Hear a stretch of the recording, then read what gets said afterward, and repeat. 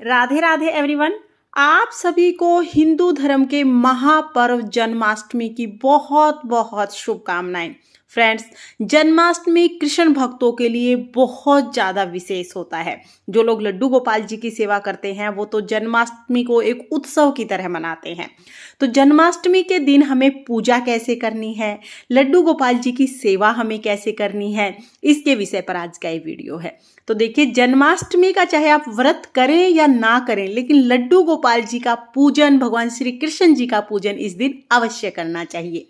तो सुबह के समय तो लड्डू गोपाल जी की जैसे हम रोजाना पूजा करते हैं, ठीक उसी तरह से हम पूजा करेंगे कि जन्माष्टमी के दिन शाम के समय 7 बजे के आसपास जब सूर्यास्त होता है उस समय पर हम लड्डू गोपाल जी को पर्दा लगा देंगे। इसे लड्डू गोपाल जी का जन्म कराना भी कहते हैं। तो कोई भी लाल रंग का कपड़ा लेंगे और हम लड्डू गोपाल जी को उससे कवर कर देंगे। मैंने लाल रंग की चुनरी ले ली है, इससे लड्डू गोपाल जी को मैं कवर कर दूंगी। और शाम को जब दिन छिपेगा ना, सूर्यास्त होगा, तब हमें ये करना है। साथ में ही हम एक यहाँ पर खीरा रख देंगे। डंठल वाला खीरा होना चाहिए। देखिए, इस तरह का डंठल होना चाहिए खीरे के ऊपर, और खीरे के साथ हम एक सिक्का रख देंगे। आप नॉर्मल सिक्का रख दीजिए या आप चांदी का सिक्का भी रख सकते हैं। खीरा और सिक्का लड्डू गोपाल जी के पास रखने के बाद फिर हम हाथ जोड़कर यहाँ से चले जाएंगे। लड्डू गोपाल जी को बिल्कुल नहीं हिलाना है। रात को जब 12 बजेंगे, जब लड्डू गोपाल जी का जन्म होगा, उस टाइम पर हमें ताली बजानी है। देखिए, आप ताली बजा सकते हैं, घंटी आप बजा सकते हैं, और उसके बाद फिर हम हल्के से जो पर्दा हमने लगाया है, जो चुनरी डाली है, उसको हटा देंगे। इसे लड्डू गोपाल जी का जन्म कराना कहते हैं। ये सबसे सरल विधि है। उसके बाद जो आपने खीरा रखा है ना, उसको हम सिक्के से, देखिए, इसके डंठल को खीरे से अलग कर देंगे। तो क्लॉकवाइज हमें, जैसे घड़ी जिस दिशा में चलती है ना, उस दिशा में हमें इसको इस तरह से घुमाते हुए काटना है। चाकू से नहीं काटना है, जो ये सिक्का होता है इसी से काटना है। और देखिए, क्लॉकवाइज इस तरह से हम इसके डंठल को अलग कर देंगे। इसे नाल भेदन या नाल छेदन भी कहा जाता है। तो देखिए, इस तरह से अलग कर देंगे और ये जो सिक्का है अपने पास रख लेंगे। जो ये डंठल वाला भाग है ना, छोटा जो भाग होता है डंठल वाला, इसको हम किसी भी पेड़ में या गमले में मिट्टी में दबा देंगे। इधर उधर नहीं फेंकना है, मिट्टी में ही दबाना है। और जो खीरा है वो प्रसाद स्वरूप पहले लड्डू गोपाल जी को भोग लगेगा, उसके बाद आप सब इसको ग्रहण कर सकते हैं। खीरे का बहुत महत्व है, तो ये आप जरूर रखिएगा। लड्डू गोपाल जी, भगवान श्री कृष्ण जी का जन्म इस तरह से हो जाएगा। फिर हम उन्हें स्नान कराएंगे। तो स्नान कराने के लिए कोई भी पात्र ले लेंगे। पंचामृत हमें लेना है, जिसमें दूध, दही, घी, शहद, शक्कर, ये 5 चीजें होती हैं। तो आप चाहें तो 5 चीजों को मिक्स करके रख लें पहले ही, या फिर आप अलग अलग भी ले सकते हैं। पंचामृत हमने ले लिया है। अब जो थाली मैंने ली है उसमें थोड़े से मैं फूल डाल लूंगी, तुलसी डाल लूंगी, और फिर मैं लड्डू गोपाल जी को इन 5 चीजों से स्नान करा दूंगी, यानी पंचामृत स्नान करा दूंगी। तो पहले दूध से, फिर दही से, घी से, शहद से, शक्कर से, 5 चीजें से हम स्नान करा देंगे। और लड्डू गोपाल जी को जन्माष्टमी के दिन आप हो सके तो दोनों टाइम, सुबह और शाम, पंचामृत स्नान कराएं। लेकिन दोनों टाइम अगर नहीं भी करा पा रहे हैं तो कम से कम एक टाइम आप पंचामृत स्नान लड्डू गोपाल जी को जरूर जरूर कराएं। पंचामृत से स्नान कराने के बाद शुद्ध जल से हम लड्डू गोपाल जी को स्नान करा देंगे। स्नान कराने के बाद जो पंचामृत है जिससे आपने लड्डू गोपाल जी को स्नान कराया है, ये चरणामृत बन जाएगा। इसको प्रसाद स्वरूप घर में सभी ग्रहण कर सकते हैं। अभी लड्डू गोपाल जी को मैंने पंचामृत स्नान करा दिया है, अच्छे से उनका अंग पोषण कर देंगे। फिर उसके बाद हम लड्डू गोपाल जी का श्रृंगार करेंगे। तो मैंने चौकी लगा ली है, यहाँ पर सिंपल सी ही चौकी लगाई है। आप अपनी चौकी को डेकोरेट कीजिएगा बहुत अच्छे से। उसके बाद हम नई पोशाक अपने लड्डू गोपाल जी को पहनाएंगे। तो देखिए, ये वाली पोशाक मैं अपने लड्डू गोपाल जी को पहनाने वाली हूँ। और जन्माष्टमी के दिन नई पोशाक आप लड्डू गोपाल जी को पहनाना। ज्वेलरी भी अगर आप नई लेके आए तो बहुत अच्छी बात है, लेकिन अगर ज्वेलरी ना भी ला पाए तो पोशाक आप जरूर लड्डू गोपाल जी के लिए नई लेके आना। और फिर उसके बाद देखिए, सुंदर सा हम लड्डू गोपाल जी का श्रृंगार कर देंगे। तो जैसा भी श्रृंगार आपके लड्डू गोपाल जी को पसंद है, उस तरह का श्रृंगार आप लड्डू गोपाल जी का करें। और लड्डू गोपाल जी को मोर पंख अति प्रिय है, तो जन्माष्टमी के दिन आप लड्डू गोपाल जी के मुकुट में मोर पंख जरूर लगाएं। डेकोरेशन में भी आप ज्यादा से ज्यादा मोर पंख का इस्तेमाल कर सकते हैं। तो यहाँ पर देखिए, मेरे लड्डू गोपाल जी तो हो गए हैं पूजा के लिए बिल्कुल तैयार। अभी हम बांसुरी उन्हें दे देंगे और इस तरह से लड्डू गोपाल जी का जो श्रृंगार है वो कंप्लीट हो जाएगा।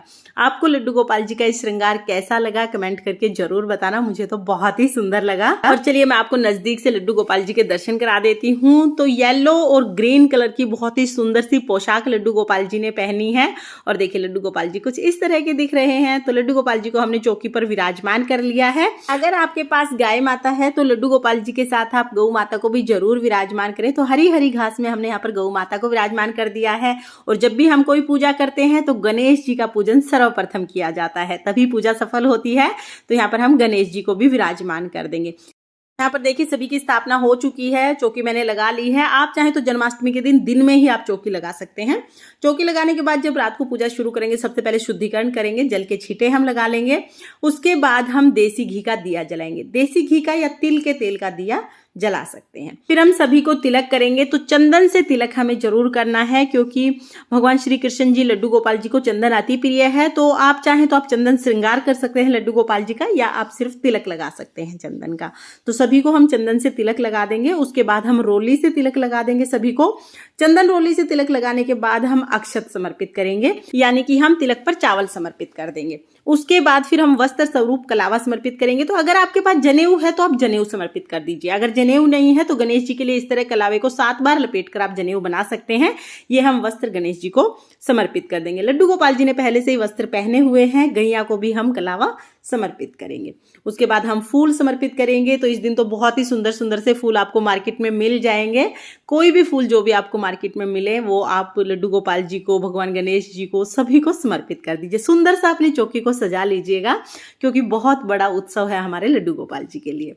अब हम भोग समर्पित करेंगे। तो सबसे पहले हम गणेश जी को भोग समर्पित करेंगे, क्योंकि गणेश जी के भोग में तुलसी नहीं डाली जाती है। उसके बाद हम लड्डू गोपाल जी को भोग समर्पित करेंगे। तो लड्डू गोपाल जी को जो भी भोग समर्पित करें उसमें तुलसी अवश्य रखें, और माखन मिश्री का भोग आप जन्माष्टमी के दिन लड्डू गोपाल जी को जरूर जरूर समर्पित करें। तो यहाँ पर माखन मिश्री का भोग समर्पित कर दिया है। धनिया पंजीरी का भोग जरूर समर्पित किया जाता है, इसी से व्रत खोला जाता है। आप ड्राई फ्रूट्स का भोग समर्पित कर सकते हैं, फल फ्रूट जो भी भोग लगता हो, क्योंकि लड्डू गोपाल जी को तो 56 भोग लगाए जाते हैं। जो भी शुद्ध सात्विक चीजें अवेलेबल हो सबका आप भोग लगाएं। और जो खीरा हमने सिक्के से काटा था उसका भोग पहले लड्डू गोपाल जी को लगेगा, उसके बाद ही कोई उसे प्रसाद स्वरूप ग्रहण करेगा। उसके बाद फिर जल का भोग भी आप जरूर लगाएं, धूप दीप दिखाएं, और इस तरह से हम लड्डू गोपाल जी को भोग समर्पित करते हैं। दक्षिणा पूजा में रही कमियों को पूरा करती है। तो जब भी कोई विशेष पूजा करते हैं दक्षिणा जरूर जरूर समर्पित करें। उसके बाद हमें 1 लोटा जल लेना है।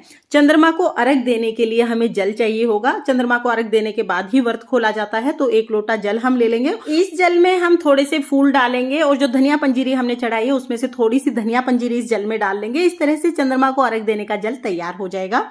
अब हम आरती करेंगे। तो बहुत ही प्रेम पूर्वक हम गणेश जी की और भगवान श्री कृष्ण जी की आरती करेंगे। ओम नमो भगवते वासुदेवाय नमः का जाप हमें लगातार पूजा के दौरान करते रहना है। अब श्री राधे राधे का जाप भी कर सकते हैं। बहुत ही प्रेम पूर्वक आरती हम कर लेंगे। आप चाहे तो कपूर आरती कर सकते हैं, या जो दिया आपने जलाया है उससे भी आप आरती कर सकते हैं। आरती करने के बाद हाथ जोड़कर पूजा में रही कमियों के लिए क्षमा याचना करेंगे, और अपनी मनोकामनाओं को पूर्ण करने के लिए भगवान से प्रार्थना करेंगे। इस तरह से जन्माष्टमी की रात को हम पूजा करते हैं। पूजा के बाद चंद्रमा को अर्घ दे के आएंगे। तो ये जो जल का लोटा है ये हम चंद्रमा को अर्घ दे आएंगे, और फिर उसके बाद आप लड्डू गोपाल जी को झूला जरूर झूलाएं। कुछ लोग लड्डू गोपाल जी को स्नान कराते ही पहले झूला झूला देते हैं, बाद में पूजा करते हैं, और कुछ लोग पहले पूजा कर लेते हैं उसके बाद झूला झूलाते हैं। तो एक बार झूला जरूर झूलाया जाता है, और पूरी रात लड्डू गोपाल जी को झूले में नहीं रखना है। बाद में आप जब आप सोने जाएंगे उससे पहले लड्डू गोपाल जी को सुला दें। तो इस तरह से बहुत ही सिंपल तरीके से जन्माष्टमी के दिन पूजा की जाती है। फ्रेंड्स, जन्माष्टमी पूजा की ये सरल विधि आपको कैसी लगी कमेंट करके जरूर बताना। और अगर ये वीडियो आपको पसंद आई हो, वीडियो अगर आपके लिए थोड़ी बहुत भी यूजफुल हो, तो प्लीज प्लीज वीडियो को लाइक कर देना। और हम महिलाएं घर में तीज त्योहार कैसे करते हैं ये देखने के लिए मेरे चैनल को सब्सक्राइब कर लेना। जन्माष्टमी से अगले दिन नंद उत्सव मनाया जाता है, उसका वीडियो भी आपको चैनल पर मिल जाएगा। ये जन्माष्टमी आपके लिए बहुत बहुत मंगलमय हो, इसी कामना के साथ फिर मिलते हैं किसी और वीडियो में। तब तक के लिए जय श्री कृष्णा, राधे राधे।